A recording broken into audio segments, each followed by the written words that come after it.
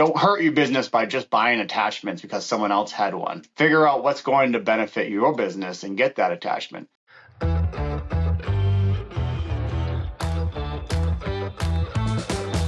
Nate Morello grew up in construction. Today, he's running municipal and heavy civil jobs most contractors never touch. Box culverts, roads, underground utilities, work where mistakes aren't inconvenient, they're expensive.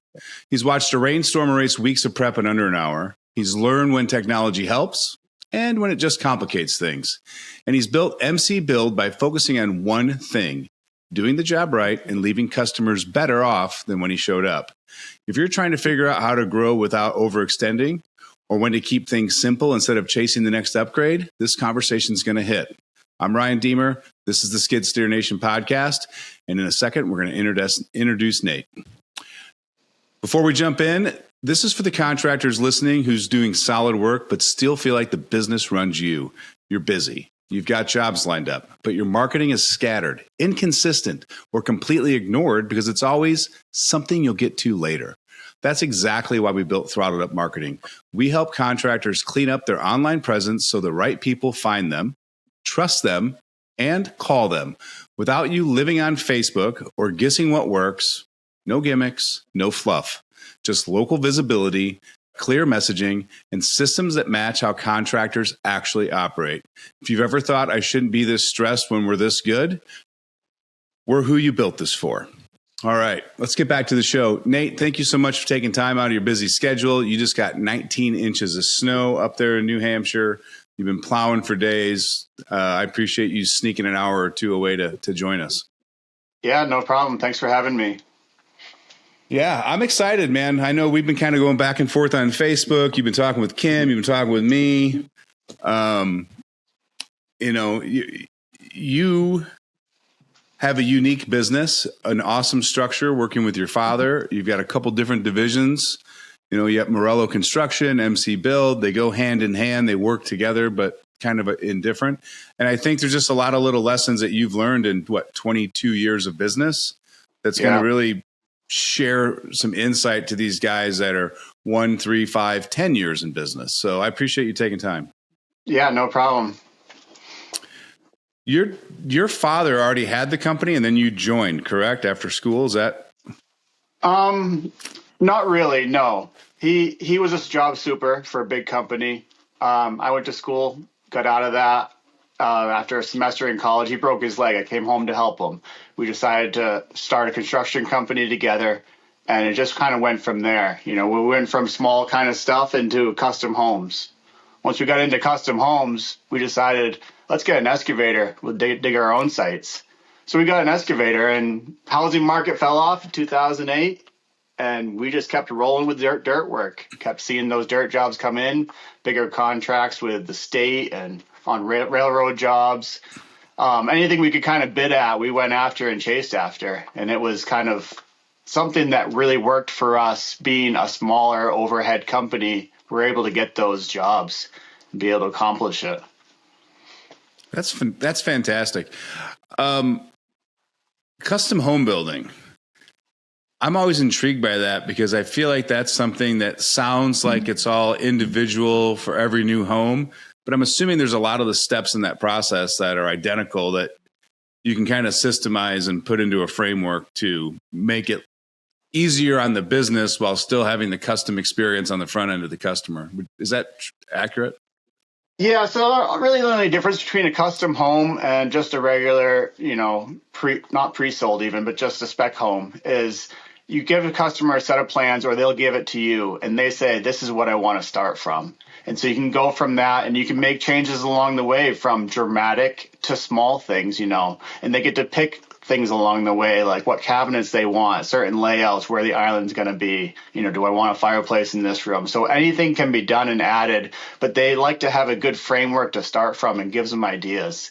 And so custom homes where it sounds like, custom, you must make a lot of money doing that. It's not really that. It's more so it's just a different market. You almost going to have a harder time doing a custom home than just to do a spec home because that customer is going to make changes along the way and delay you. They always want to change the paint color at the last minute or they won't decide on what cabinets they want, and you need to order them weeks in advance. And then they're wondering why the job's not done yet. Not to blame them, but it's just kind of, you have to learn how to work with them on a schedule. And then that's where you can kind of step up, and make that extra money. Yeah. Have those lessons and experiences working with custom home builder clients translated to ways in which you operate your excavation company or work with your customers? Yeah, for sure, because they're going to always want something that makes them happy. So that kind of has taught me along the way, like, listen to your customers. What matters at the end of the job is if they're happy, not if you get the job done. You can go in there, blast a job out, do it per spec and be done and out of there, but they may never remember you. But if you always go that extra step and hear what they want to, see on a job, what they want to get the job, maybe it's something small. It doesn't really cost you extra. And you can just kind of throw it in when you're at the end of the day, when you have time, or they don't even care about paying for it. They just want to make that change and have you say yes, instead of like, nope, sorry, this is what we're doing. You can shoot them a number, they'll sign the change order, and you just go from there. At the end of the day, once they're happy, you're happy, and everybody goes home, and you get a good reference out of it. These, not larger, but municipal jobs, commercial jobs, every one of them that we bid has to have a reference list, and they'll get calls all the time about the next job that we're bidding, and they're going to drill them on how we did or what we did or how easy we work with or, what equipment we have. So making sure that last customer is happy is top priority in the way we get work. Right. That makes a lot of sense. And I think, I don't even know where I was going with that. I mean, I think that, most people want to make their customers happy, but sometimes they get caught in I don't know, maybe you've been caught in this trap too. I know I have from time to time in my life, but I get caught in the defensive trap where I'm only worried about my needs and making sure I'm happy. And even though you don't even realize you're doing it, you're projecting that out to your staff, your family, your clients. Sure. And, there's situations like that all the time. So you just got to balance it and keep your emotions in check, I would say. Yes, at the end of the day, providing for my family is number one. And making sure that I can do whatever I can to get that to happen is my goal. But I'm not going to sit there on a job and fight them over something that may not really matter in the big picture. But if it is something big and a big change that they want to fight me on, you got to learn how to read your contracts and stick to them and make sure you approach them the right way. Don't just one day show up and say, that's it, call my lawyer. Try to work through it and see what is your responsibility and what their responsibility is and come to a meeting ground on it. Yeah. When you get a contract or an opportunity to bid and they accept your bid for like a commercial project, a municipality project, and you start looking at contracts, like what are the first few things in a contract that you go look at just because that's where problems have arisen in the past? Pay schedule. I think a lot of guys come across the same thing as what is their payment terms? You always want to make sure you have that up front and know that have them know you're looking at it as well. Getting a good rhythm on a pay schedule is key. If there's delays on it, that can really hurt you. We're not a bank, and I always say that. I'm not a bank. I can't finance this job for you. So the faster you get your requisitions moving so that I can get paid, the faster I can pay my subs. There's a lot of subs sometimes on these big municipal jobs where $100,000 worth of pipes in the ground. Now that sub wants their money, and we don't always have $100,000 just to pay it up front. So getting that pay schedule and rhythm going on jobs and the next job even, planning your work so that every 30 days you have a check coming in, and so that you can accomplish something so that that check comes in and they get into a rhythm, and then things go smoothly after that. It's always that first one that takes a little getting used to of who's signing off on it, when to send it to them, when to ask them if they signed it, and then moved on to the next step. Once that rhythm happens, they get into a rhythm without even knowing it, and then you're on a rhythm of pay. That's awesome. So looking back to like the beginning of your time doing these commercial projects like this, there's actually struggle of like, who do you send it to or who's signing off of it? And like, you're kind of in limbo as a contractor? Yeah, sometimes the owner, which would be like a town, is the ones that receives it. Sometimes only the engineer will receive that first pay rec, and they have to go through and everything. I mean, everyone's going to eventually look at it, but who you get it to first and finding that out on day one is always my first question. Like, okay, who's getting these requisitions for the jobs? I don't want to send it to the town and then that person sit on it for a week. Oh, it wasn't supposed to come to me. It was supposed to go to the engineer. So you want to figure out who's the first person to sign off on that and who needs to approve it. And that'll get things moving the quickest. That's awesome. Yeah. I mean, assumption kills everything, right? So get some clarity, ask questions. It's not foolish. Sure. Make sure you dial it in. And I'm sure after 20 some years of business, you still have plenty of questions when you receive contracts or get ready to start a new project. Yeah, I'm always open to anything anyone has to say, whether it's from a job or even just another person or someone I know, their experience. I don't know everything, and I say that to everybody all the time. I know a lot, but I don't know everything. And someone else might have an easier way that I may not even thought about yet. Yeah. What's a couple things when you got into the more of the commercial municipality work that you were unaware happened? I hear a lot about it, and for some reason my mind's not working today, but there's holdbacks on some projects. And then some other things that people just may not, if you're not in the industry or in that sector of the industry, you wouldn't be aware of. Like, what are some things to look for that you look for when you're bidding or getting a contract for a job? As far as, I think it always comes down to money wise. They're always going to hold something for probably a year, but depending on how things go and how your relationship is with the engineer and the owners, you can usually get that reduced. Sometimes it's 5%. They'll hold for a year on you, and that could be your profit. Your entire profit's waiting a year for that job to not have any issues, and then at the end of the year they sign it off to you.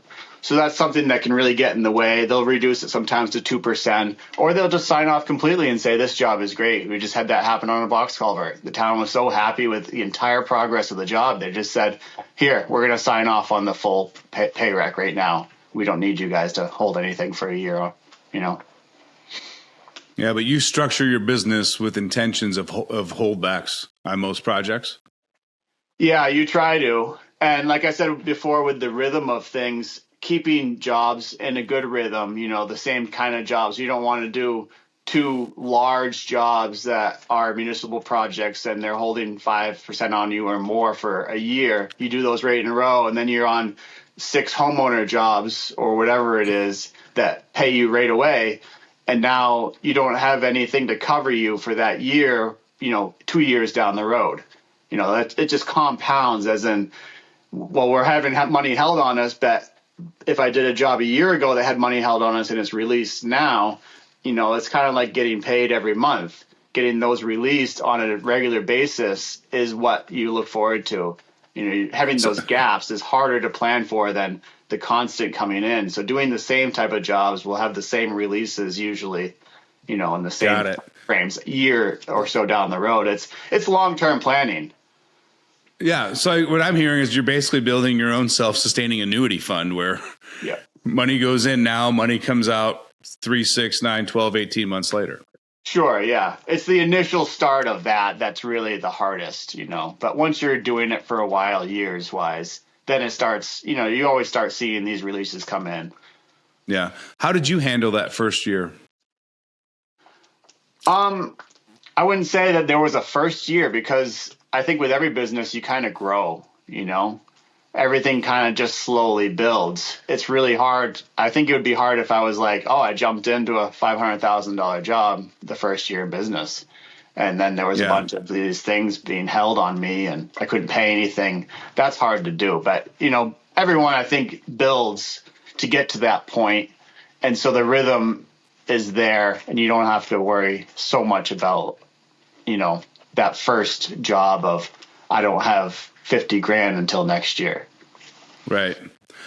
I'm just curious about you, but what I see from the guys I talk to and work with the marketing company and all that is I'm finding that year 3, maybe year 4 is kind of the sweet spot where they start saying, I really want to redirect my focus on commercial and get away from being so dependent on residential. Is that kind of the curve you took as well? Not really. I would like to agree with you on some of these things, but I feel like our business is just the way we kind of run things isn't really that. I mean, I talk about rhythm, but there's not a huge rhythm to it. 2 years ago, we just sold our crane. We had a crane for 5 years. Didn't touch dirt for 5 years. We had an all-terrain 100-ton crane. We did that, and that was a good business and a good learning curve of other ways to do things. There's all kinds of reasons why we didn't continue that business and back into dirt, but we just jumped, like I said to you kind of before we started this, is it's kind of an up and down, and you follow the market and kind of follow what you want to do. You shouldn't have a business that you hate doing and that's frustrating you. Our last dirt company before the crane, not company, but when we were in the dirt business, it was big, and we either had to hire more guys and really create a big overhead, or change up something, sell the equipment, change into a different business. And we tried that, and it went all right. But then we learned, all right, we want to do dirt again, because that wasn't really what we want to do. I don't want to sit in a cab every day and do nothing. I'm in the dirt all the time. I'm shoveling. I'm doing all the labor work when my dad's not there. My dad helps me out all the time. He's on the job site. But I like to be out of the cab. And doing a crane is like boring. Yeah. It looks cool. It sounds cool. But man, does it get boring. And there's a lot of liability to it. And there's a lot of stress. Yeah, I just love what you said there, though, because I think it's so easy to get caught in the weeds and chase money and lose perspective of what makes you happy, what makes you excited to go to work every day. Right. So when we got back into the dirt business, we were like, let's restructure how we do dirt. Let's keep the equipment low. Let's keep the size low and focus on technology, on what attachments and what the technology is going to do for us. Instead of hiring another guy, we choose to get another piece of equipment as far as attachment wise or technology wise. Let's utilize what's out there, because everything out there is like being built for the customer if they're willing to utilize it and learn how to make it work for their business. So we went that direction on 3D grade control and rotators, screener buckets. Any attachment that I see will benefit us, I go for, and I try to achieve that, getting that attachment. So I'm curious. I'd like to just hear, and maybe you don't even have a framework that you go through, but I think most business owners have an idea in their head. When you started looking at attachments and technology, you had to have started thinking, all right, this is the priority list in the way I want to attack this, and this is how they build upon each other. Then you start doing your research, and from that research, what did you find to be the best tech or attachments to help you grow the business, and would you change the order of which you purchase things? I don't think I would change the order. I think we are doing it right. This time around with this new equipment is, before we got the crane, we had got a rotator, and I really liked that.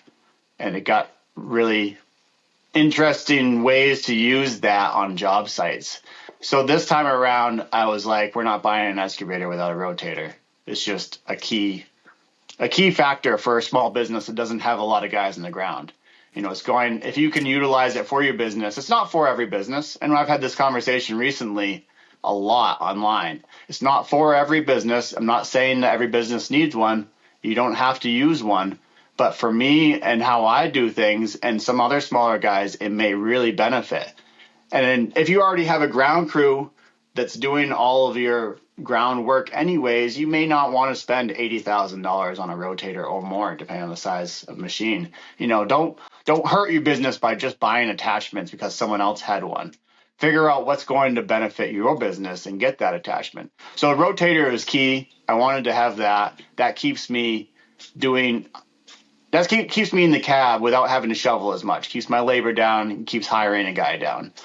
And then after that, we had a dozer before with 3D grade control on it, and I was just thinking to myself, there's got to be a better way to get more out of machines. So now we don't have a dozer, we have a skid steer. and I have attachments for the skid steer, and I can use that skid steer now for many things. And we have a grader blade on that, and that does all our fine grading. So all our paving all our pavers don't do fine grading anymore. I do it. I get it all prepped for them. They just come in, pave, and leave. So everything can be utilized everything I have is utilized to make sure it helps our business and keep the money in-house. Yeah. I think it's very wise. I've seen a few basic attachments get used on those rotators that you're like, wow, that changes the whole game. Right. Like a silly broom. Yeah. But when you throw it with a rotator and you can angle it and switch it and pivot, I mean, it changes the whole concept of what a broom does on an excavator to me. Right. And I mean, so this is things I've learned along the way. Like in the crane business, we worked with tree guys, and they had brooms on their little pieces of equipment, their stand-up, machines, and they just clean the lawns with them. All the lawns get cleaned up, and the broom doesn't wreck the lawn. It just cleans up anything on the lawn. And that, to me, when I saw that, I was like, wow, that could be really handy. Just everything can be cleaned up with that. You don't have to use it on pavement. You can use it even. I've seen guys use it to finish off loam. They put their piles of loam out there, then they drag the brim across with their excavator. Just so many ways if you're just willing to take your attachments and find the best way to use them. Right. But to me, the broom isn't as versatile without the rotator. No. You need to be able to turn it. Like it goes from just a boring thing to sweep things towards you to a tool that you can use in 17 applications when you can start tilting, spinning, angling, and all of that. Yeah. Yeah. There's all kinds of attachments, like you said, basic ones that are just going to be life changing, Yeah. How long have you had this tech on the equipment? The equipment we have is about 2.5 years old. The excavation equipment we had in the past had 3D grade control on it. So that was kind of before excavators were really automated, that common. I don't have an automated excavator right now, but I still have indicate on it. That's when I learned, like, we did the numbers, and I think we saved about 40% in productivity and costs wise, getting grade control on there. It's just 40%. That's how much it increased our workload. Not workload, but like production-wise on a job. Yeah.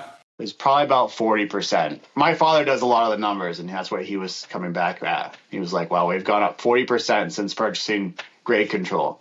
Not having to ever get out of the excavator and check grade or have someone standing there. I mean, if I don't have to have a guy standing there and checking grade, now I just saved myself, I mean, I don't even know what guys get paid, but $80,000 a year. Right. That pays for the grade control right there in 1 year. And it's productivity. I don't have to wait. It doesn't need vacation. It doesn't call in sick. No, all that. It works. So we learned that's key to have on all your equipment. Our dozer before had automated grade control. That was awesome. But the skid steer is even better because now we do like really fine grading. The dozer we did fine grading with it, but you always leave grouser tracks everywhere. Yeah. But the skid steer is awesome for that, and it just works.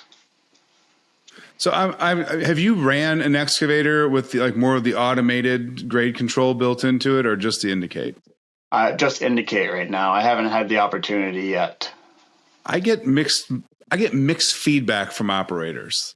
Some guys like it, and some guys think it's taking away too much because the bucket and hydraulics will actually slow down a little bit when it gets to the depth. And they're like, I just want the indicate. I'm an operator. If I don't have to guess and don't have to look at a guy holding the grade stick, I'm good. So I was just curious if you had an opinion on that. Well, I do have an opinion on it. I think the problem some guys have with this technology and attachments is they're not using it to their advantage or trying to learn it. Everything that's new obviously is going to take time. And you got to, if you're open to figuring out how that's going to benefit you and how to utilize it, then that's going to be a huge, upgrade for you. But if you're going to fight it all the time, then you're never going to be able to advance. I mean, everything in life has upgrades to technology. We're not sitting there using a rotary phone anymore, Right. So it's just, Oh, we're if not you even using a learn, home phone anymore. I don't have a landline either. But yeah, Yeah. I believe, I mean, this is my opinion. If you learn how to utilize features, attachments, tools, you can really step forward in the game. But if you want to fight it, as far as automated wise, if I had it, I would just turn it off, dig, and then make those last few passes with automated. I don't want to Yeah. fight there as far as, not that I can't do it because I've done it for years, but the stress levels and mental fatigue would go down. If I don't have to think about it that hard, even though it's muscle memory, just kind of like, oh, okay, now I'm there, pull the stick. Oh, I'm cheating, but utilize the technology. Make your life easier. That when you go home and mentally not stressed anymore. I used to go home from the crane and my wife was like, oh, you're just drained. I see it in your face. And I didn't do anything physical. But you know how it is. You just mentally get fatigued after operating all day long. So Yeah. anything to kind of relieve that from me, I'm going to learn to use and learn to utilize. I love that. I think just from my experience, guys are going to hear what you said and they're going to like drop what they're doing to go look into technology because that could save their struggles. I find that most business owners don't have the bandwidth to look into this technology because they're too busy fighting fires in their existing business. And the resistance doesn't come from the technology. It comes from the time they have to commit to learning it. And they don't know where they're going to find that time. Sure. So like when you have an issue within your business and it starts creating tension or maybe a little restlessness at night, like do you have you seem super chill and like relaxed. You have to have some sort of way to work through that after 20 years to kind of minimize that noise and either put a Band-Aid on it or a permanent fix so you can move forward and stop thinking about it. Yeah, I guess after doing this for so long without ever having anyone labor wise, another guy, it's always been me and my father. You kind of learn to the rhythm on a job site is so much, I think, better when you're used to the guys around you. I'm not telling anyone you shouldn't have a workforce or a labor force or guys, use what works for your business. But how we run things, it's just easy to know that I know what he does. He knows what I do. We know what we have to accomplish every day. Our schedules are updated every day. You don't try to stick to one and then stress out. I'm not meeting my deadline that I wanted to be at. It's just learn to update your schedules, learn to figure out where you're going to be at. You start learning what you can do, and that's easy to update your schedules. But if you get delayed, no big deal. Just make some changes along the way and try to roll with it. If you're stressed, it's not going to be fun. And I mentioned that in the beginning, find what you're happy doing. And if you're not happy doing things because you get stressed easily over it, then maybe you need to find something else or another way to do it. But I agree. I love what you're talking about with the scheduling because I think that's an area that guys pack too tight and they look at it more like a Bible than a guide. Mm-hmm. Right. So yes. I think you have to have a little bit of a buffer built in because weather's going to happen, material delays are going to happen, crew calls. You name it. Right. Yes. Weather. We're doing that right now. We're doing underground water line through the woods. So it's not a high stress job because it's not getting turned on yet. It's just getting buried.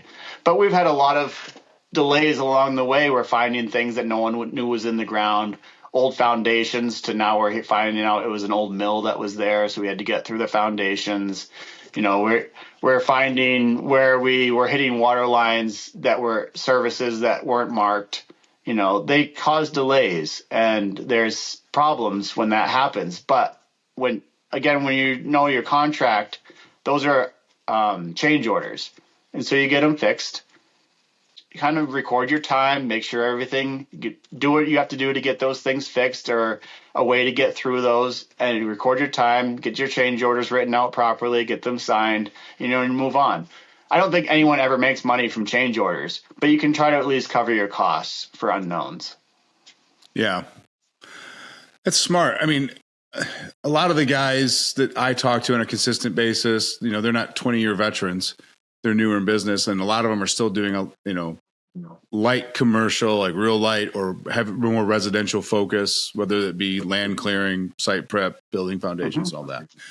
And one of the things that I've been talking to a couple of guys, I got a lot of pushback from a few of them, and then they started implementing it. And they're like, I actually like this a lot, was scheduling a 4-day work week and leaving one day to cover the buffer, the back ends, the weather, the material delays, the overages in time and all that.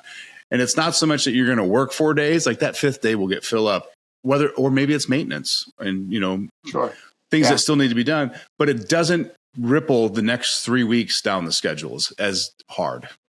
Right. No, I think that's spot on. We do that in seasonal wise, depending on what we're doing around our houses or families or whatnot. We will do schedule 4 days. Not to say every week we're going to get those only 4-day work weeks. Because like exactly what you just said, sometimes you need to go in on that 5th day, but it takes that stress level off. Now I have an extra day, a free day. Okay, I'm caught up. I used it, and you're ready to go again the next week. Yeah, and I think there's so many guys out there that think that if the machine's not running, they're not owning and operating a business, when in reality, there's a lot of time that you need to be in an office, working on estimates, follow up with customers, scheduling material. And if you're always packed 40, 50 hours a week and you leave no room for air, for weather, breakdowns, you could ruin a whole season in 2 weeks. Yeah, for sure. Hey, I just want to take a quick pause and remind you guys that Skid Steer Nation exists because many contractors are stuck replacing attachments that should have lasted longer, or you're dealing with companies that disappear once the sale's made. Everything we sell is American made, contractor tested, and chosen because it holds up in real work. Mud, rocks, frost, and long days included. No cheap shortcuts, no guessing games. Just attachments that do their job so you can do yours. If your skid steer puts food on your table, your attachments shouldn't be your weak link.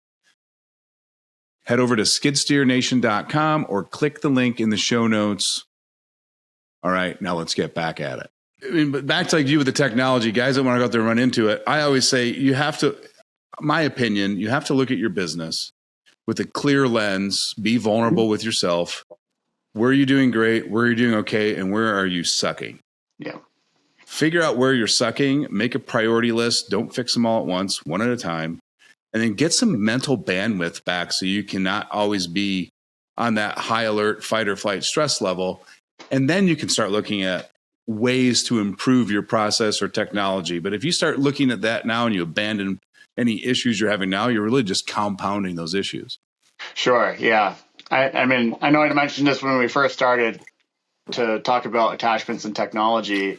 Like I said before, is don't buy what people tell you will work. Buy what's going to work for your company. Figure out what will benefit you. That's your best investment. Never look at someone else and say, oh, that guy has a screener bucket. I need that. It's working for him and it's going to work for me. Well, no, it might not. It may not be what you need. Some guys may not be able to utilize it correctly. So never buy equipment or attachments or technology because someone else has it or what they said about it. Find out what works for you. A lot of salesmen do this, even to us, is they'll tell us, no, this is a machine for you. I know your business. You've been talking about it. I know you for a while. This machine's for you. And I don't like that approach. They don't know what we do every day. They're not on the job site with me every day. They don't know what goals we want to be at and what jobs we may want to get in the future. Don't buy something because someone said this is what you need. Find out what works for you. That's what will make you the most money when it starts benefiting you as a company. So just curious, from first thought to purchase, what was your process? Let's take the screener bucket, for example.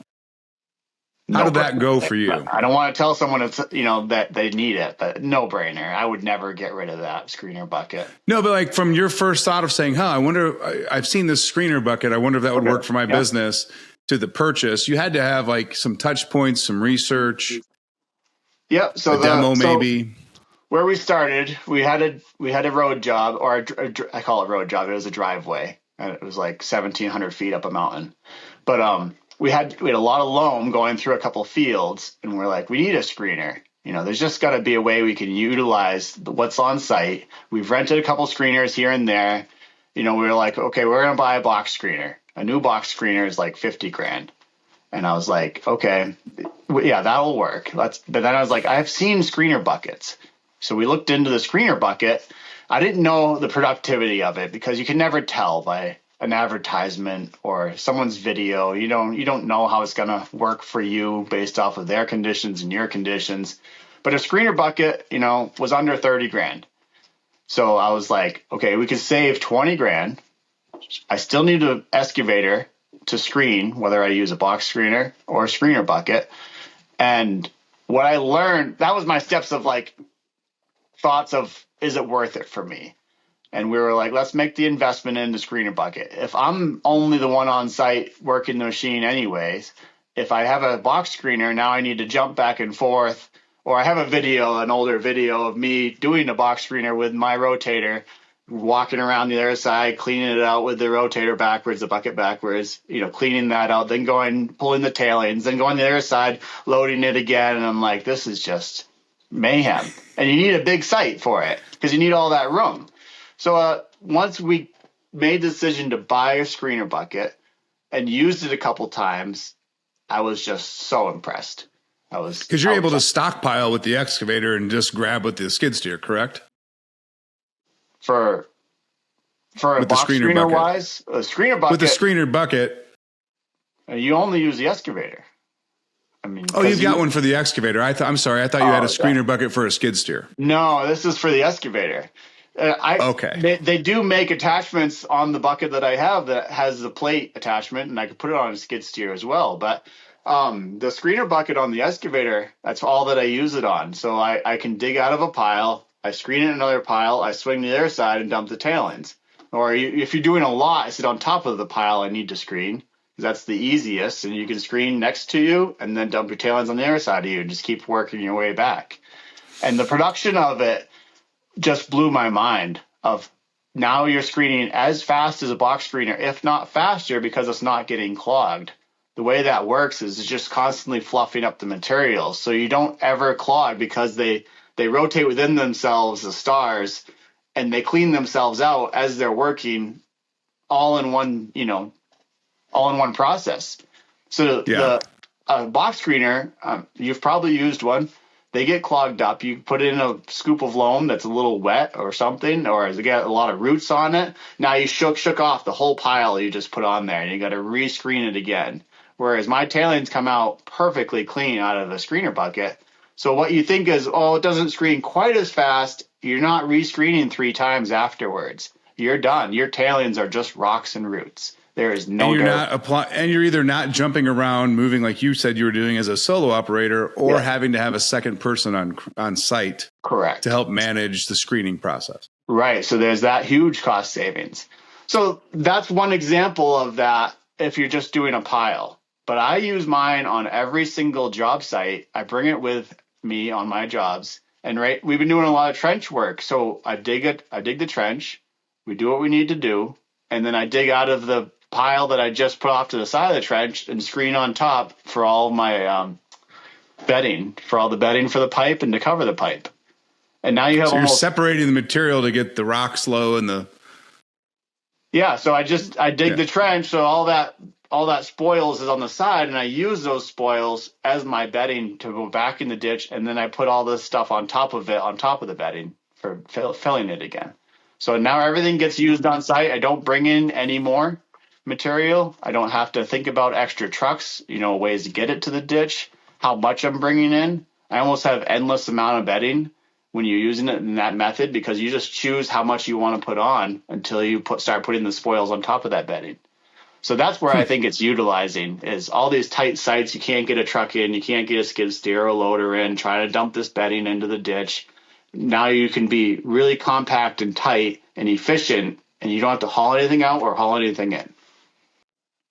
The one note that I want to kind of just make sure we highlight there is I heard you say we rented one a few times. I love that you tried it before you bought it. The screener bucket? Yeah. No, that you may have heard that wrong. I don't want to say that we rented it. You rented a box screener, must have been? Yeah. We rented a box screener before we wanted to buy one. So that was what we rented a few times. Because I see a lot of guys calling or talk to them about like whether it be equipment or attachments. Like, I think I'm going to buy this. And I'm like, what do you want that for? And like, I think it'll do this. I'm like, have you rented one? And just try it? Right. Proof of concept first? Like, no, that's the way to do it. And with the screener bucket, that was just kind of like off a whim. I didn't even demo one. I didn't have the time to drive down to even see one work. I was just like, I think that's going to work. I've seen enough videos. Let's just make the purchase. Yeah. I don't recommend But you understand doing screening that. too. So it's right. Yeah. No, I think that's smart because I can't tell you how many guys get into the industry. And I mean, I think it's slowing down finally. Hallelujah. Because the OEMs have priced it to the point it has to slow down. But I don't know how many guys, especially after COVID, would go out and spend 100, 120 grand on a skid steer and a mulching head, and they'd never cleared a piece of property or ran a mulcher in their life. And they just think this is going to work. And I'm like, man, like, why wouldn't you just go rent a machine and go do a job or two and confirm it before dropping 6 figures? Yeah, I've heard that mulching business is a tough business. And you got to, it's really hard up in here from what I've heard. I know a couple of guys that did it and tried it in New England. All we have is rocks everywhere. So that can just mean headaches for a mulching business. Well, but yeah, that's a tough one just to buy all that thinking, oh, this is what I'm going to do. I've seen it and it looks cool. It looks awesome. The results can be awesome, but is it a good, business for yourself? Do you have clients around that are going to hire you? Anything is good when you have work for it. 9 out of the 10 guys I know that started in mulching, I would say 60 to 70% of them no longer own a mulching head, and the other ones that still do, it sits. Because what you don't understand is that mulching doesn't work when you have to build a site pad. The roots got to go away. The ball's got to be gone. Like everyone transitions into a legitimate land clearing business very quickly because mulching is so specific for certain aspects. Mm-hmm. It doesn't do everything, and a lot of guys think it will. Yeah, I don't have any experience in the mulching world. I've run a mulcher before once on an excavator. It doesn't seem like something that I want to do. So I have no interest in it. I would like to get one for my personal use, but I don't know if I would ever like to do it as a business. Yeah. I mean, they're cool, right? They spin at fast speeds, they make great noise, and they make a furious mess. And it just like, I think it hits every sensory aspect of a male inside and out, right? Like, yeah, exactly. Oh man. What other, like, is there anything been on your mind as far as with your business lately or things you've been working on? I mean, I'm sorry for such an open-ended question, but we just kind of hit that middle ground. I didn't know where to take it. So this is what you get. Yeah, no, that's, what I've been working on really lately is just my social media. I've seen it work with guys in the past, and I've been told that I need to make a lot of videos because of how our business is structured, off of technology and attachments and items. And it's not because I just want to buy cool items. It's like we talked about, it's what works for our business or anyone's business. And I have those items. So I'm like, let me try to push this social media, line and see how far I can take that. Obviously, it's been a challenge. Building a following is not the easiest thing. Learning the algorithms of Facebook and Instagram is hard. Getting views. How do I get new people to like things? How do I get them to stay on a video and be interested? A lot of that is very intriguing to me, but very difficult. What processes there are, how get past 3 seconds, get past 10 seconds, those will really boost algorithms for you. And the trouble that I'm not running into, but learning what people consistently like to see so they'll follow you. I can get 20,000 views on a video. That's not too hard. But getting people to follow you and like that is hard. I'll get Yeah. 40 likes, but 20,000 views. It's kind of like, well, who's watching these videos? And Well, if you had any here, interest because you watched it, why don't you just hit the like button? And that seems interesting to me, but it's still fun, even though it's a lot of work and it takes up a lot of time. are you doing all the work yourself? Yeah. Yeah. So anything in our business is just, I mean, my father does estimating and kind of like the labor work on site or miscellaneous, drive a truck or the skid steer when we need to work hand in hand. He does most of the office, but besides that, it's me and I do everything else. So social media wise, yeah, it can be difficult finding out what camera will work for you as a single person and what's easiest to do so you don't delay your job. You have to, I don't think you can take hours out of your day trying to create content and record stuff and then take hours at night editing. So learning like, all right, how can I get this in one shot where I don't have to edit much and I can just post it? That's been interesting to learn, but we'll see where it takes me. A couple guys I've talked to that are going down the social media venture similar to you, where they're really kind of focusing on the videos. I mean, you can only do 5-minute clips with them right now, but they've been buying those Meta glasses, and they're like, it's a game changer because you just hit record on the side of the glasses. And next thing you know, you get 2 hands free. You can talk through something. You can operate and like turn your head and show different perspectives. Then if you do some camera work, you just cut it in at night. Yeah, I got those glasses like a month ago, and they've just been a game changer wise. As in far as just wearing them all the time or keeping them on you, it's easy to just, hey, Meta, record video. And then you just off and running and you get a nice little short clip with it. And you can just click it to stop. And I think that increases so much more available content for you to be able to post if you're interested in the social media trying to post all the time. That's a quick and easy way. Not that I'm trying to sponsor Meta glasses, but it just seems to work so well. You don't have to have a head mount for another GoPro or something else that's on you all the time. You just put them on. And then I saw they're selling like everything else. So yeah, I saw they're selling like a $70 pair on Amazon too, and some guys are buying those and they're like, if it works, I'll upgrade. But if I hate it, why spend $500 today? Right? Yeah, exactly. Yeah, anything that works for you. Again, it falls into that category of what works for you. Don't get something because someone else said you needed to, but get what works for you. And if that's what works for you, get it. Yep. What intrigued you about social media that you wanted to go down this journey? So, social media doesn't get us any work, for one. Right. Never has. We don't do residential. I'm trying to expand maybe into residential. As like kind of like not a filler. I don't want to call it a filler, but as in like another opportunity for shorter time frame jobs. So most of our jobs are a month to 2 months, in lengthwise. Where I know residential is you go in for a couple weeks, dig a hole, you're out for a few weeks while they do things. You come back, you're kind of in and out. So maybe that could benefit us, as in stopping in, maybe expanding, getting another crew, and having that work for us, trying to capitalize on expanding without growing. How can we expand without growing, if that makes sense? But I get the concept.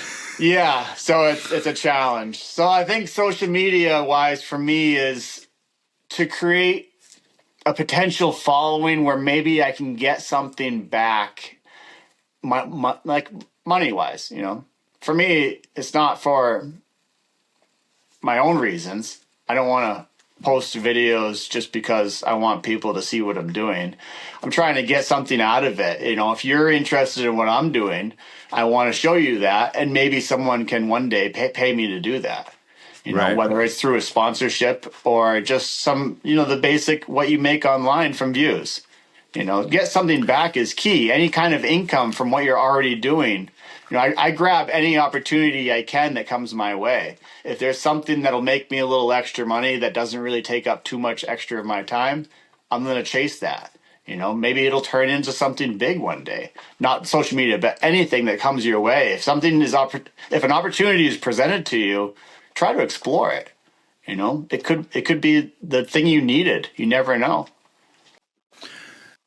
No, I get that. And I personally find opportunities, I've got to put them through a pressure test because I'll think everything sounds great. Next thing you know, I've got scattered interest in multiple different categories, not even the same customer. Like, so I've got to have more of like a pressure test for opportunities. And if it doesn't pass that test, then I can't even think about it. It's a no, it's a distraction. Right. And if it passes the pressure test, then I can dig a little deeper to see if it's the right opportunity for me. Yeah. Social media, I think it's kind of hard to test it, that one, because that one, you don't know if it's working until you built a following. I think the pressure test is like, why are you doing it? You know, okay. Is it a vanity issue where you're like, I want to have 50,000 followers. I want to be able to walk around town and say I'm that guy. Or is it like, hey, if I consistently post good content on a weekly basis or bi-weekly basis, whatever that is, over time that compounds and starts building trust with people that continually see it, and they may not like it, but one day a guy's going to call and say, hey, I just bought 250 acres. I've been watching your videos for the last 2 years. I want you to do the work. And price isn't even asked. Yep. No, I've seen that. I've seen some guys say that, that's kind of a way to introduce yourself without introducing yourself if people are watching you. So that's a very good opportunity there. If you have enough of a following in a certain like dirt world only, you could get free things as far as attachments. You could get discounts on attachments. Right there is, I see it as money in your pocket in your business. If someone wants to offer you 40% off on an attachment, you just saved a bunch of money on something that you might have bought full price. So there's that opportunity. And I think that's where I kind of went in my goal of social media wise, because I used to race motocross all over the country. No way. Dirt guy race motocross? I know. It's pretty rare, right? There's so many. As far as racing at like a pro level, you'll start learning. I don't just put on a part with your advertisement on the side of it. I mean, if someone didn't want to give me a discount towards a muffler, I tore off their sticker. Not like I'll show you, as just far as like, okay, we don't have a deal. The sticker isn't going to be on there for free. So it's just kind of, let's make a deal. You get advertisement. I can advertise for you, promote your product. What will you do for me? It's a hand-in-hand thing, and I think it's a fair way. And if you get enough people looking at that product. Yeah. I just want to circle back real quick to a point you made early in the show, because I think now's a great time to reiterate that. It still has to be something you enjoy doing. Like if you absolutely hate taking video or editing video or putting your face on camera, this isn't for you, right? Like don't make your life more stressful. Right. No, you're absolutely right. And I went through a little phase of that. Not to say that I still love taking videos and posting content, but the first, few videos of putting your face on camera, I'm not that type of person to record myself and try to make a video, but then get more comfortable and you get a rhythm of it. I'm sure with your podcast wise, you're real comfortable on how to roll through things compared to the first one you might have done. Yeah, we actually did a couple dry runs before we even recorded an episode. Yeah, just to get me acclimated to it. Like my first guest was a good friend of mine named Eric, and poor Eric, I think we did like 2 or 3 takes with no camera, with no recording. Sure. Just to get me to the point, like, all right, I think I'm ready to record. Let's try this. Just kind of break the cherry, right? Pop the cherry, see how it goes. Yeah. But I mean, my technique over 3 years I think has gotten substantially better. I get comments a lot that people appreciate the questions and the questions and the way that the interviews kind of go. So I take that as positive feedback. But my prep time has definitely changed. What I prep on has changed. It's probably, like you said, it's same with getting technology with consistency. Probably 40% less time I need to get ready for a show. Like I've got a checklist of like 6, 7 things. If I can check these boxes, get this information, I know organically the rest of it will come out. I don't have to force it, and we'll have a good conversation. Yep. And I think all of that applies to anything you do in business wise. Just getting comfortable doing what you're doing. utilizing what you've learned in the past. You know, a mistake isn't always a mistake; it's a learning opportunity. Yeah, that's my favorite saying is education's not free. You don't have a diploma on the wall, but that education wasn't free. Correct. Yeah, for sure. So, and then consistency. I think that's the one thing that gets business owners in trouble more than anything else. And it's not that they don't want to be consistent. It's that they're trying to be consistent at too many things and not prioritizing the important things that need to be done daily, weekly, monthly. What do you think of that? Yeah, no, that's for sure a good way to see things. For when you feel like, I guess, like what you're saying is you don't want to grab too many things and then not do something that you're really good at. Is, even if you have a business, it's too comfortable for you. Yeah, you may not want to try to branch out because that may hurt your comfortability and what customers like. If you're not the person you used to be, or be able to achieve a job on the time frame that they're used to seeing because you're jumping on other bandwagons, then that may hurt your business. So You're absolutely right, because this consistency can be everything. I mean, even to the point where you're so busy that the work kind of becomes the bottleneck, because now you're not doing customer follow-up daily. You're not double checking on estimates. Yeah. You're not, just little things that, when things are slow, hey, I got to do this because I need to make money. But as soon as you get busy, they almost feel like secondary, even though they need to stay at a primary level and have a few minutes every day or every week carved out to continue. Sure. Yeah. Otherwise, you have that roller coaster effect, right? Good month, bad month, good month, bad month. Everyone works their ass off when there's no work. But when they get work, do you keep that system to maintain a better level, or do you just stop that, focus on the work, and dip back down? Right. Exactly. What are some of the big hits over your career? What are some biggest lessons that stick with you, that drive decisions as you operate business day to day, year to year? I think, it's a good question. The one thing that comes to mind, which doesn't always, so this one I battle with a lot of the times, is because I like to be a perfectionist, everything to be perfect, double checked.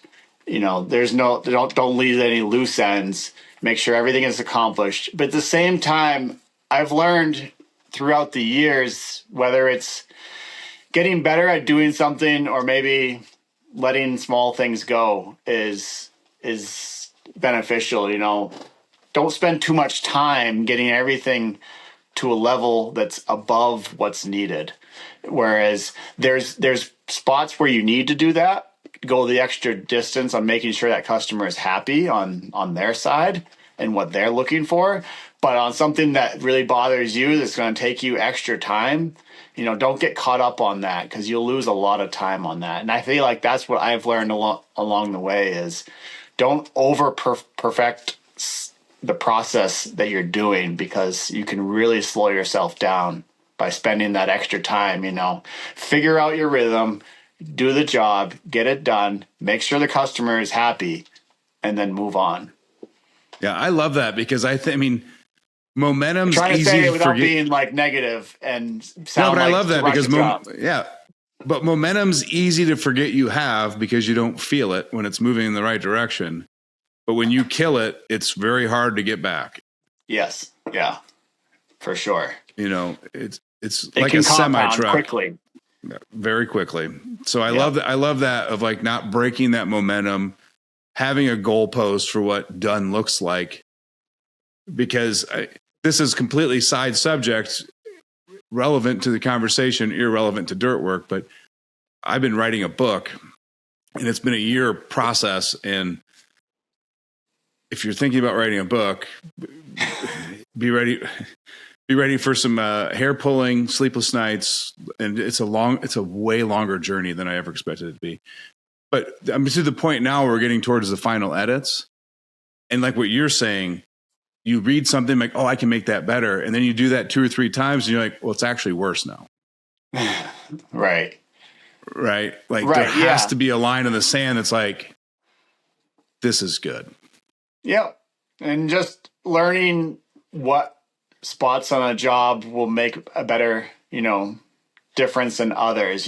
Just a wild example. If you're spreading loam and there's like a woods area that, in the job, when it's done, nobody's ever going to go at, you don't spend hours there maybe hand raking it to perfection.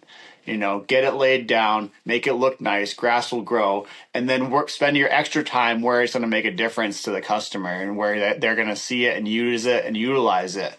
They may put dumpster over there one day. Just try to visualize what will be best for that customer and what's going to move your process along without hurting what your final product looks like. Because sometimes guys can be over perfectionists. Yeah, and I loved your example, right? Because like rough grading an area in the forest is good enough because leaves are going to fall, grass is going to grow. Right. And I'm not saying to do, not a good job.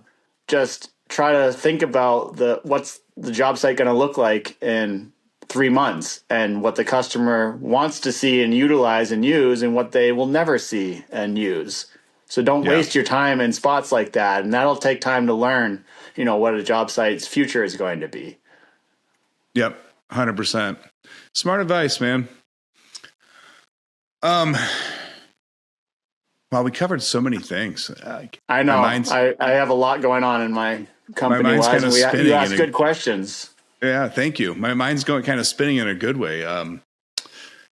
I could talk for hours on different kind of grade control and 3D and layout and automation and GPS and LPS and UTS and it's just endless.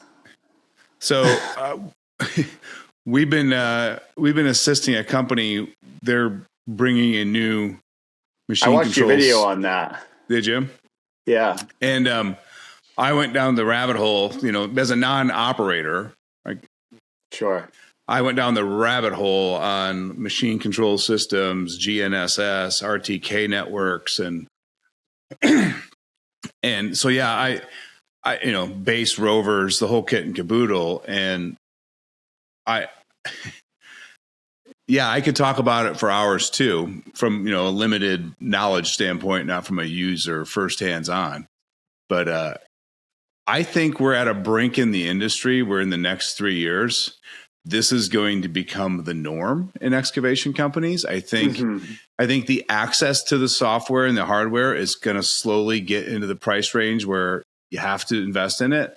I think the support and the GPS reliability is going to improve to a point, and the usability of the actual software. And it's going to get to a point, in my opinion, that employees during their interview with you are going to ask, do you have machine control on your equipment? Because they don't want to go back and work for the guy that doesn't.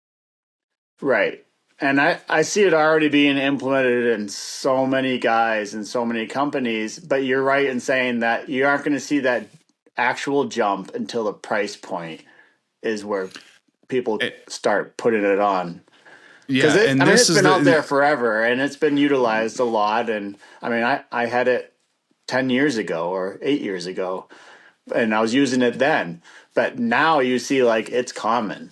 Before it was really difficult to get guys kind of on board. When we would fine grade a site, we don't use grade stakes ever on a job site. Right. And when pavers would come in, they were losing their minds. They're like, no, we need grade stakes. How do we even know where to go? Or if we didn't fine grade it, we're like, well, it's good. And we just want to touch it up because they didn't trust customers back then. And then they wouldn't have any grade stakes and they wouldn't do the job. And we're like, well, I'm not putting in grade stakes for hours just because you want them. I already graded it. But now it's come a long ways where it's common enough, and you tell them, oh, I graded it with our 3D grade control, and they're like, good enough, let's go. Well, and the thing that I've noticed, the machine control is fantastic. The part that's really got me excited about where this is going is that I think you're going to see actual surveying equipment get utilized the right way in this industry. And the example I have is these new rovers. Mm-hmm.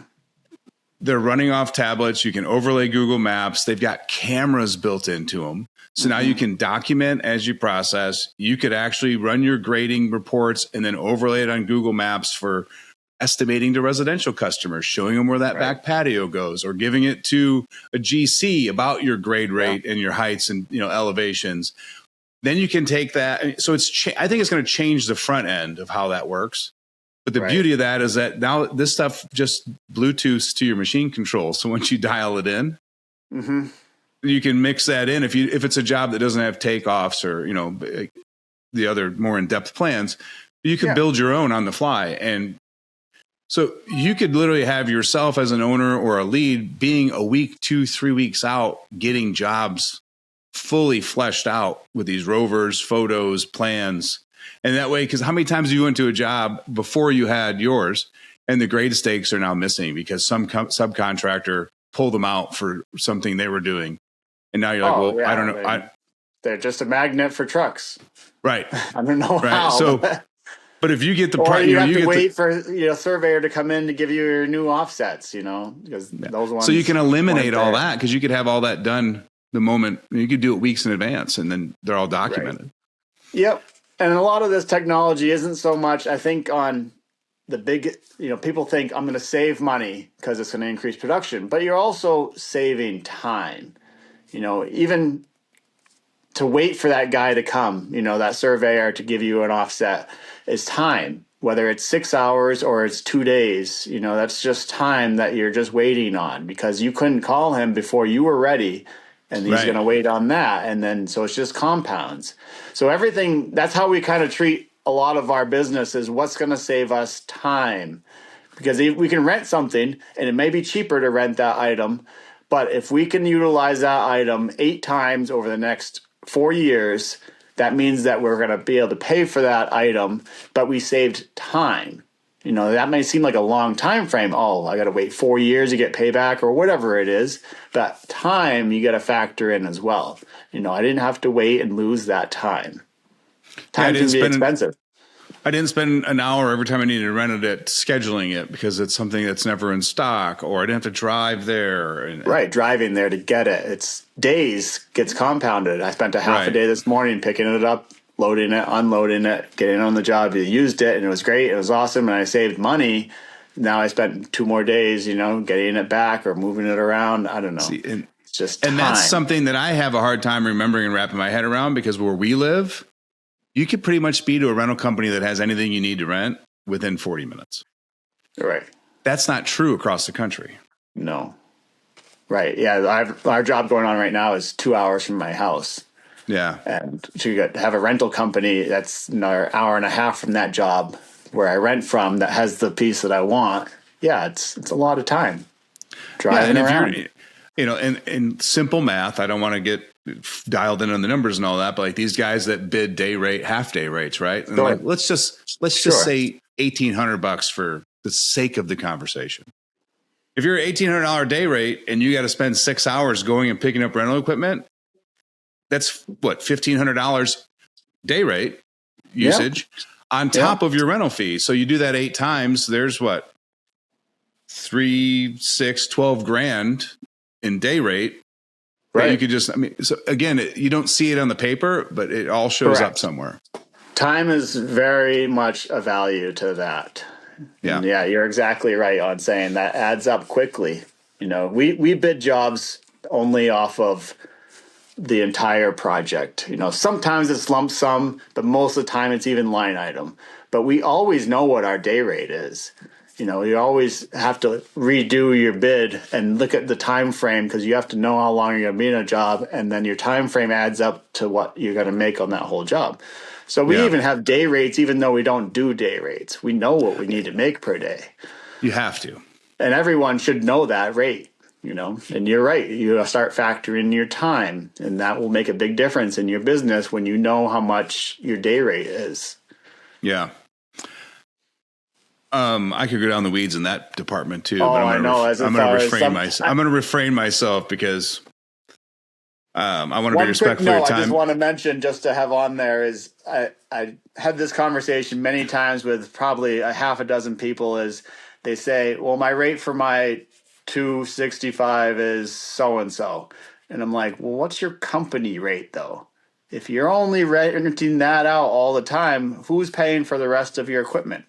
that's just sitting around. You need to think about your company rate and what you need to do to survive as a company and make some money. Yeah. So now I can't. All right, you win. I know. I went down the rabbit hole. Sorry. I'm going to keep it high level. I don't want to get in the weeds on this. My philosophy is that you should have basically 3 columns that will end up adding up. And when you add those 3 columns, that should give you your hourly, day rate, whatever, however you're calculating it, right? But you've got your hard costs of if nothing moves for a month, what bills are you paying? Right? Like, are you paying the marketing company? Is there interest on loans? Is there insurance bills? Work comp, is all estimated based on annual usage. Those are all overhead costs. The internet. Then you've got your hard costs, supplies, materials, labor, and then your profit. And to me, it's like you've got to take, all right, what's my hard cost? If this excavator, I've got a loan on it, this is how much fuel it uses an hour. This thing costs me $53 an hour, and then I'm going to put a $25 an hour employee in it. Most guys go, all right, so that's $78. I'm like, no, because 25, you better add another 30 to 50% on top of that because you got back end payroll taxes, sales. Correct. Like, what's the true cost of that employee, right? It's not 25. It's probably going to be closer to $35, $36 or more. Correct.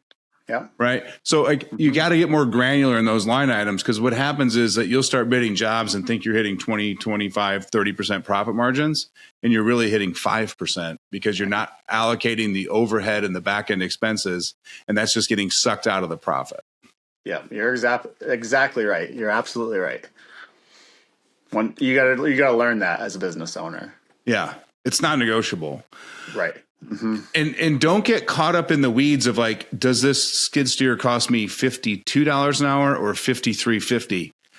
Just find a number it's better than zero, what you're playing with today. You can dial it in, right? Like, yeah. Don't fine tune it. It's a ballpark number that you have to realize is going to work for you so that you can develop your cushion. Right. I mean, if you're going back and forth over 50, 51, 54, screw it. Just make it 55 and be done with it and move on. You can adjust it at the end of the year when you look at your books. Yeah. And if you're, if it's really like that's a small number, but if you're really fine tuning things as you go along, you got to look at, well, how many jobs am I losing and how many jobs am I getting? Am I getting lots of jobs, too many that I want? Then maybe you can be at 55, 56, Right. You get a little bit more. You want to be able to get your cushion developed in your company. Nobody's going to get rich because they change their numbers a little bit, but you want to develop your sweet spot, getting jobs. My philosophy, and I'd like to hear your thoughts on this. My philosophy is just a smidge off on yours. Okay. Your overhead's your overhead, your hard costs are your hard costs. That machine's going to cost you what it cost you an hour to operate. Like we're not fudging those numbers, right? We just need to get to know where they are and like pick what that range is. For me, it's like, hey, this is a job that hard access, few people want to bid it, that, it's got this profit margin. Mm-hmm. This is a commercial project. It's cut and dry, site prep. We usually run this at this profit margin. So I think the margin needs to change based on the service, but the hard costs and overheads, that doesn't change. No, that doesn't. And you're right. Yep. Mm-hmm. Yeah, it's job specific. It can change here and there. Yeah, for sure. And service specific, right? If you're getting out of land clearing work and getting into commercial work, then crank up your profit margin an extra 10% on land clearing projects. Because the goal is to repel them. And if you do get it, now you're making more money and it's worth doing it. Yep. Yeah, your numbers, I feel, will constantly change. It's always a revolving number. Even if you have a customer that they learned to know you and your equipment and how you do things, and they prefer how you do things.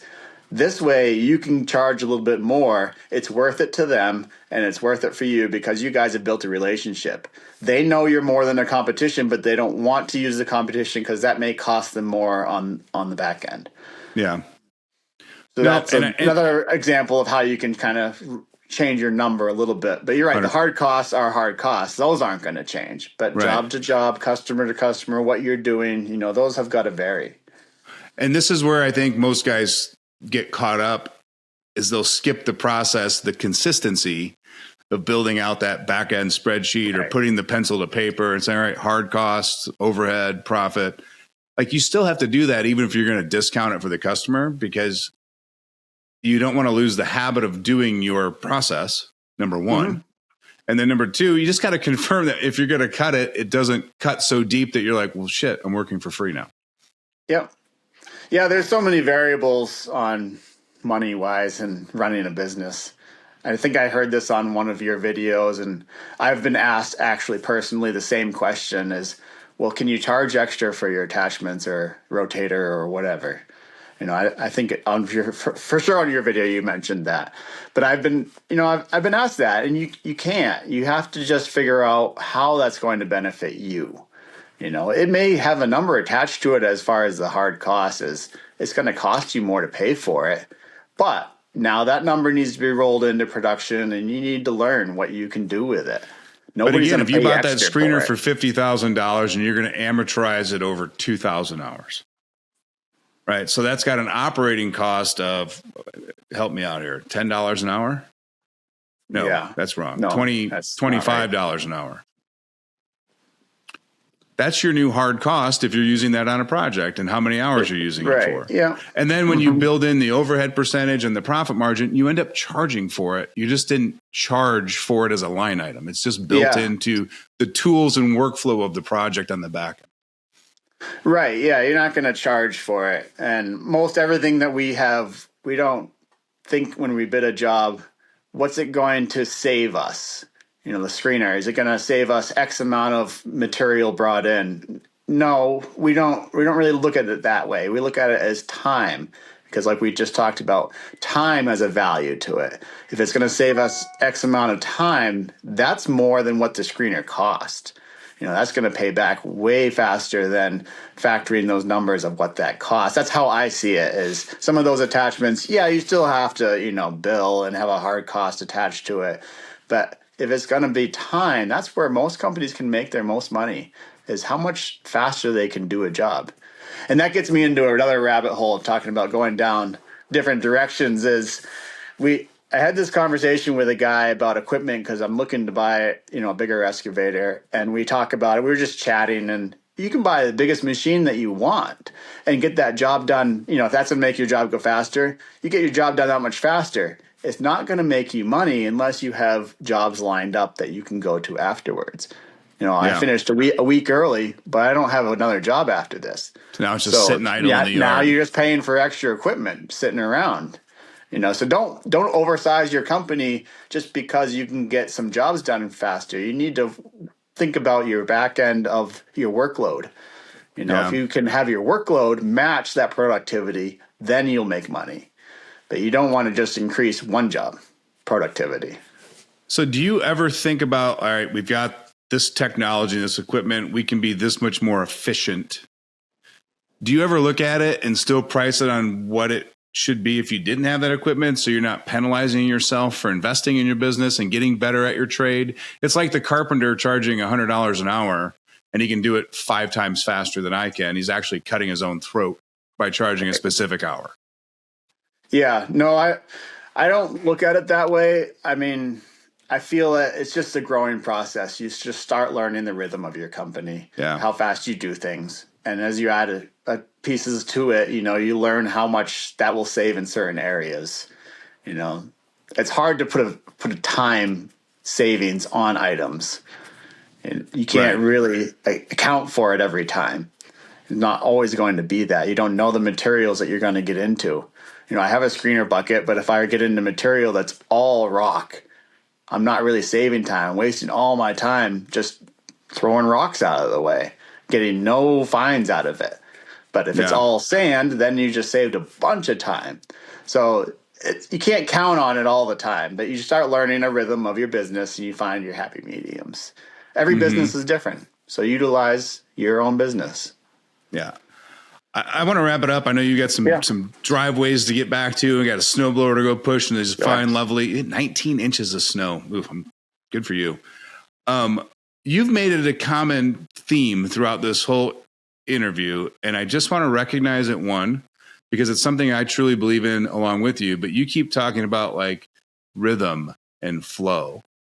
To me, I think it's so easy to fight your business when the flow or the ebb or the rhythm's a little off, instead of just ride it out and letting it come back to where it needs to be. Mm-hmm. Yeah, no, you're right. I do keep mentioning that, and I think that's one of my growing things that I've learned along the years. Just getting into that rhythm of your own business so that you don't have to stress. Mental fatigue can kill a business too. So it's just learning to accept things as they come and adapt as it happens. Now, all right, that challenge arises, and how are we going to solve it? You got to think that when something happens on a job site, you can't change it anymore. It is what it is. And you just have to go on from that point and work through it.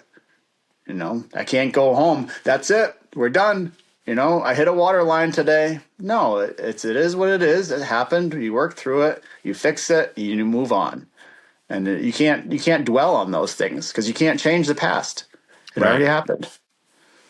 Yeah, I would just add in, was it a one-off experience, or is there something in your process, setup, training that's flawed that needs to be fixed so we could reduce that happening again? Because sometimes shit happens and it's just like, shit happened. Like there's nothing to look at, nothing to adjust. Like it just happened. You're exactly right. You don't want to have that mentality for something every day. Right. But, find your rhythm and just kind of work through it. Yeah. Enjoy what you do. And that's going to make you the best at what you do. Yeah. Are you still struggling with, after it's been 20 years, I doubt you are, but did you or have you ever struggled with changing your mindset of what an operator does versus what an actual business owner does? Because, like, when you had employees and your crew was larger and all that, your job is drastically different, right? It's management, setting culture, pacing. It's not actually sitting in the excavator all the time. And I think a lot of guys never had struggle with that. So I'm not sure on that. I thought you did when I'm sorry. I thought you said before you had the crane business, you were larger. We had a larger company. So we had loader, triaxle, dozer, big excavator.